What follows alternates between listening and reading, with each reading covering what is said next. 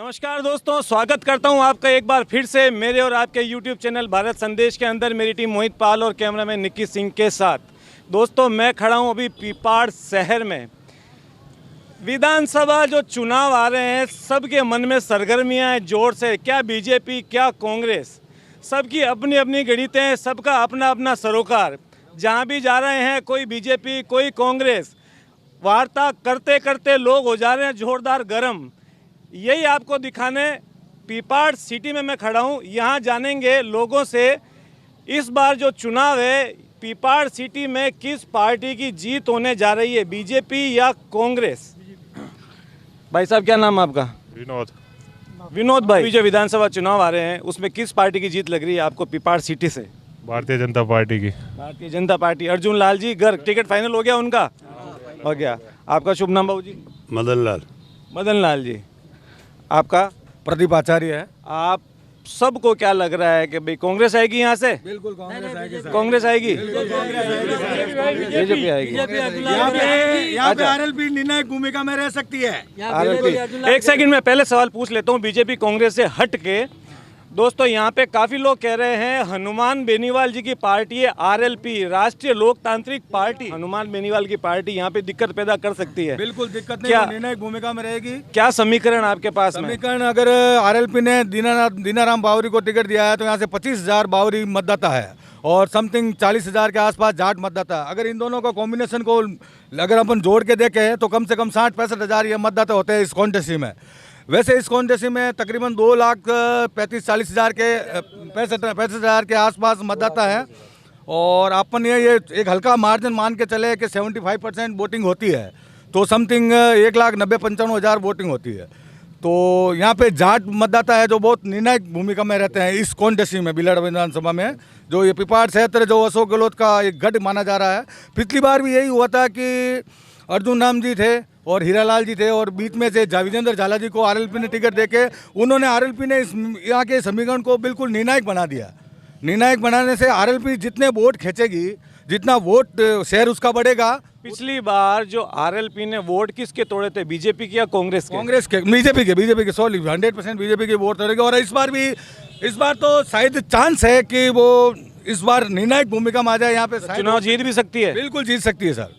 लग रहा है आपका सटीक समीकरण बैठ गया तो बिल्कुल वो निकल भी सकती है। आपका क्या कहना है बाबू जी, कि आरएलपी निकल सकती है? नहीं, बिगाड़ देगी कुछ? दोनों पार्टियों को बिगाड़ के निकल जाएगी बीजेपी। बिगड़ेगा ज्यादा किसका, कांग्रेस का या बीजेपी का? कांग्रेस का।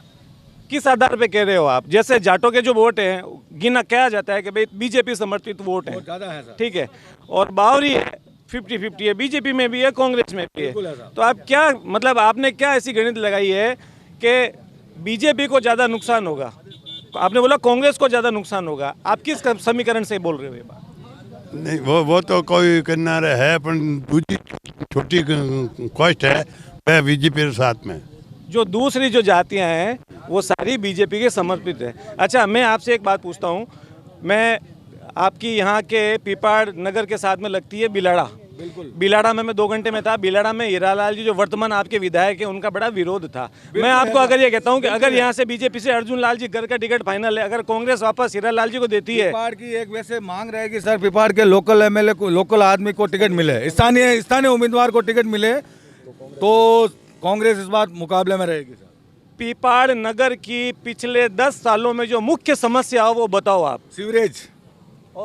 सीवरेज की समस्या है। जो जिला अस्पताल की मांग है, डॉक्टर यहाँ पे नदारत रहते हैं। हमारी तो ये मुख्यमंत्री जी इसको अपना दूसरा घर मानते हैं तो दूसरा, अगर मुख्यमंत्री जी इनको अपना घर मानते हैं फिर भी यहाँ पे हॉस्पिटल में डॉक्टरों की कमी है। डॉक्टर टाइम पे नहीं आते हैं, कम है डॉक्टर। तो ये शिकायत लेके आप कभी अपने प्रतिनिधि के पास गए क्या? बिल्कुल गए हैं सर, लेकिन उन्होंने इस बात पर अपना ध्यान नहीं दिया है। लेकिन फिर भी हम ये चाहते हैं, हमको मुख्यमंत्री जी से बहुत उम्मीदें हैं, वो उनको पीपाड़ को अपना लोकल घर मानते हैं, तो हम चाहते हैं कि इस बार दी बेस्ट। राजस्थान चुनाव में आप लोगों को क्या लगता है, बीजेपी आ जाएगी या वापस से कांग्रेस? अगर वसुंधरा जी नहीं है तो 100, अगर वसुंधरा जी का चेहरा डिक्लेयर करते हैं तो चांस बनते हैं, लेकिन वसुंधरा जी एंटी चले गए तो 100% कांग्रेस के चांस। मैं समझा नहीं आपकी बात को। आप कह रहे हो वसुंधरा राजे का चेहरा अगर घोषित करते हैं तो बीजेपी आ जाएगी सर, और नहीं तो फिर कांग्रेस अशोक गहलोत चौथी बार रिपीट होंगे सर। आप जो ये कह रहे हो कि अगर वसुंधरा जी का चेहरा घोषित नहीं करके बीजेपी गलती कर रही है, नुकसान ये कह रहे हो ना, भारी नुकसान होगा। तो ये आप देख लीजिए सांचौर विधानसभा में। मैं ये कह रहा हूँ आपको, ये आप कह रहे हो बीजेपी का जो ऊपर का बोर्ड है, मोदी जी, अमित शाह जी, उन्होंने भी तो कुछ सोच के वसुंधरा जी का नाम घोषित नहीं किया होगा ना। उन्होंने तो आज तक सब बुजुर्गों को ठिकाने ही लगाया सर। अच्छा, आप आडवाणी से लगा के मतलब देखो सबको। आप उनके खिलाफ, उनकी विचारधारा के कुल मिला खिलाफ हूँ सर, के। उनकी ठीक है विचारधारा। बाबू जी, आप आओ, मैं आपको अशोक गहलोत जी, वसुंधरा जी, इन दोनों में से बेस्ट मुख्यमंत्री आप किनको मानते हो? यूँ तो अशोक जी है हमारे। अशोक जी गहलोत, ठीक है। अच्छा, ये अच्छा सुनिए, मेरी बात सुनिए। इस देश के लिए अगले साल लोकसभा चुनाव है। इस देश के लिए आने वाले वर्षों में किस पार्टी की जीत होना भारत के लिए आपको उचित लगता है, बीजेपी या कांग्रेस? बीजेपी ऊपर बीजेपी। 3 बार गर्म करते हैं तो जहर बन जाती है, तो इसलिए हम चाहते हैं कि कांग्रेस सरकार बनाए, प्रधानमंत्री राहुल गांधी बने। बीजेपी आएगी और मोदी वापस आएगा, रिपीट होगा। मोदी जी रिपीट आएंगे। कहने का मतलब है सर कि राहुल गांधी, हम इसलिए चाहते हैं कि राहुल गांधी ने जो यात्रा किया ना, उससे लोगों से मिलाप हुआ है, लोगों से जुड़े। अरे सुनो मेरी बात सुनो। ठीक है, अपना जनाधार बढ़ाने के लिए यात्रा ठीक है, लेकिन प्रधानमंत्री पद के लिए बहुत सारी योग्यताएं चाहिए होती है। आपको लगता है क्या प्रधानमंत्री पद के लिए राहुल गांधी में योग्यताएं हैं दोस्तों? अच्छा सुनो, सदन के अंदर बोलना भी नहीं आता है। अच्छा सदन की गरिमा भी एक मोदी जी को बने हुए भाई साहब जी, 1 मिनट मेरे से, मैं आपको बता रहा हूँ भाई साहब जी, उनको सदन के अंदर बोलना भी नहीं आता है और सदन के अंदर बैठना भी नहीं आता है, और कैसा उसका विरोध करना है उनको तो फिर क्या देश का क्या बनेगा? एक बात में आपसे, राहुल गांधी जी ने बहुत से समय पे देश के बाहर जाकर के अपने देश के अंदर जो मामले होते हैं, कि जैसे अल्पसंख्यक के मामले, कि हमारे देश के अंदर अल्पसंख्यकों को एकदम निम्न स्तर पे गिरा जाता है, मतलब इस तरह की बातें बाहर विदेश पे जाकर के कही है, जिससे देश की छवि हल्की होती है। तो आपको लगता है ये सही है? नहीं है। तो फिर कैसे प्रधानमंत्री बनेंगे? देश की बात दूसरे को बोलते हैं तो फिर ये देश का है ही नहीं। सवाल किया था कि राहुल गांधी ने देश की छवि खराब की है। बहुत अच्छी बात है, योग्यता होनी चाहिए अपने। अच्छी बात है, ये अच्छी बात है। मैं ये आपने कही, मैं इसीलिए कह रहा हूँ, मैं मतलब उसको ऐसे ऑपोजिट कह रहा हूँ। लेकिन जो आप कह रहे हो ना, देश की छवि खराब हुई है और योग्यता चाहिए, तो मोदी के पास क्या योग्यता है? क्या ओरिजिनल डिग्री आज तक शो करिए? 1 मिनट, 1986 के अंदर कंप्यूटर था क्या जो कंप्यूटर की डिग्री आज लेके आए हो? 1986 के अंदर कंप्यूटर था जो मोदी अब आज अपनी डिग्री कंप्यूटर वाली बता रहे हैं, उस वक्त कंप्यूटर नहीं था। क्या सर, रेल भेज दिया, भेल भेज दिया, तेल भेज दिया, रखा क्या है इस देश को? रखा क्या है? 4 दिन पहले बेवर हवाई अड्डे का उद्घाटन होता है और मोदी जी और योगी जी उस उद्घाटन के लिए जाते हैं। 22,000 करोड़ रुपए की लागत से बना हुआ बेवर हवाई अड्डा तीसरे दिन ही अंबानी को बेच दिया जाता है। थाने ठाक होने पड़े बेवर, ये इनको मालूम है थाने ठाक होने के। ठीक बात है।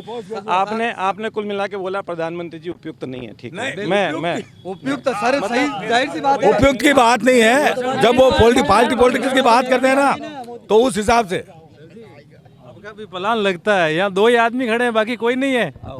अच्छा, अब आपसे पूछता हूँ, ये जो भी सवाल पूछे मैंने प्रधानमंत्री पद के लिए, आपकी राय क्या है बताओ? मोदी। ठीक है ना? तो आपको जब ऐसा लगा कि मैं 2 से पूछ रहा हूँ, तो आप मेरे पीछे तो आ जाते आगे। आए अभी ना काम से, यहाँ निकमा थोड़ी। तो आपने अभी आए और आपने कैसे कह दिया?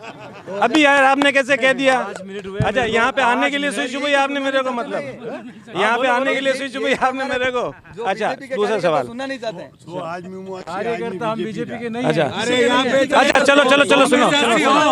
1952 से लगाकर आज तक इस विधानसभा का क्या सुना है कि इस पिपार शहर के अंदर कांग्रेस हमेशा 15,000, 16,000, 14,000, 1952 से लगाकर आज तक लीड लेती आई है और रहेगी भविष्य में। ये इतना झूठ बोलता है जिसकी कोई सीमा ही नहीं है। ठीक है, हमारे यहाँ 10 जना का बोलता है, यहाँ योगी की बात करता है, कभी आरएलबी की बात करता है, और 3,000 से यहाँ से कभी कांग्रेस ज्यादा नहीं थी, निकली तो है आज तक क्यों? ये पिछली बार भी है ना, ये तो आरएलबी के वोट है ना, जाटों को कुछ दे दिया और कुछ बीजेपी के दे देते। हाँ ठीक है ना, भी यही होगा सर? नहीं होगा अब इस बार ये नहीं होगा। कुछ कोई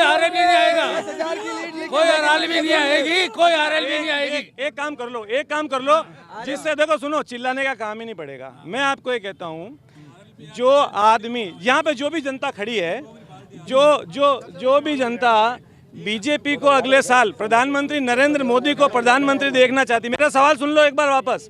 यहाँ पे जो भी जनता खड़ी हुई अगले साल प्रधानमंत्री के रूप में वापस नरेंद्र मोदी को देखना चाहती है, एक बार अपने हाथ खड़े कर दे। देख लो सर, देख लो, आप भी देख लो, देख लो मोदी जी, मोदी मोदी मोदी मोदी मोदी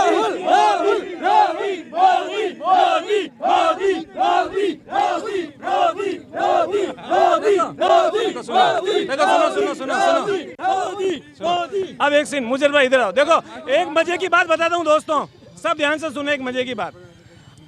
मैंने इनको पूछा था अगले साल लोकसभा चुनाव में प्रधानमंत्री कौन होना चाहिए, आपने कहा राहुल गांधी।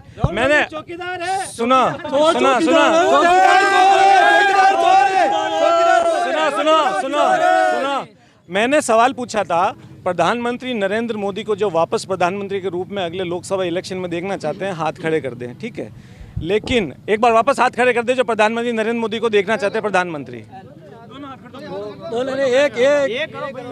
एक करो, दो करो, आपकी इच्छा है कर लो, दोनों कर लो। तो यहाँ पर पे राहुल गांधी को प्रधानमंत्री बनते हुए देखना चाहते हैं, अपने हाथ एक बार खड़े कर दे। जो राहुल गांधी को चाहते हैं प्रधानमंत्री बनते देखना।